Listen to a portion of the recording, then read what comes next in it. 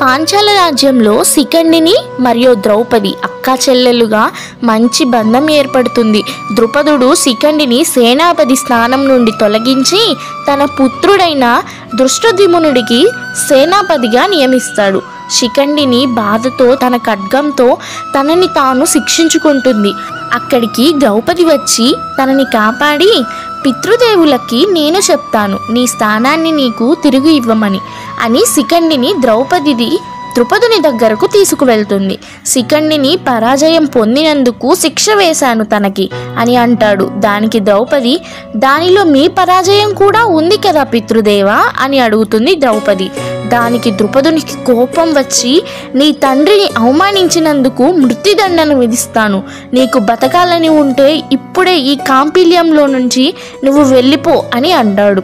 ద్రౌపది చాలా బాధతో ఆ కాంపిల్య నగరం నుండి వచ్చేస్తుంది.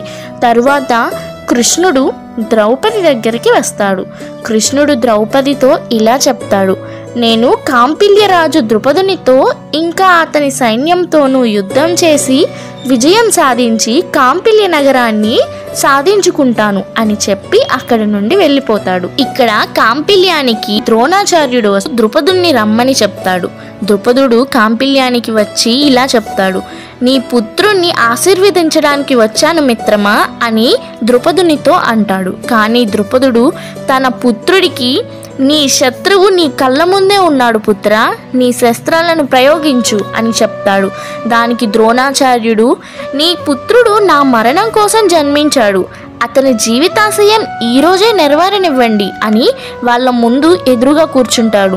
దృష్టద్యుమ్నుడు తన శస్త్రాలను ఉపయోగించి ద్రోణాచార్యుని చంపబోతుండగా అక్కడికి కృష్ణుడు వచ్చి తన శస్త్రాలను పనిచేయకుండా చేస్తాడు. కృష్ణుడు ద్రోణుని మిత్రత్వాన్ని స్వీకరించి అధర్మాన్ని త్యజించమంటాడు ద్రుపదుణ్ణి. కానీ దానికి ద్రుపదుడు ఒప్పుకోడు. అక్కడ యుద్ధం మొదలవుతుంది. ద్రౌపది కూడా అక్కడికి వస్తుంది. కృష్ణుడు ద్రుపదుని పైకి ఆయుధం వదులుతాడు. ద్రౌపది తన తండ్రి ముందు నిలబడి, నీవు మా పితృదేవులను నేనుండగా వధించలేవు, నీవు ముందుగా నన్ను వధించాల్సి ఉంటుంది అని అంటుంది. దానికి కృష్ణుడు ఇలా అంటాడు, నీవు ఒక అద్భుతానివి ద్రౌపది. ధర్మ సంస్థాపన కోసం నాకు ఏ 2 శస్త్రాల అవసరం ఉన్నదో ఆ రెండిటిలో ఒకటి నీవు, ఇంకా 2వ శస్త్రం అర్జునుడు అని అంటాడు.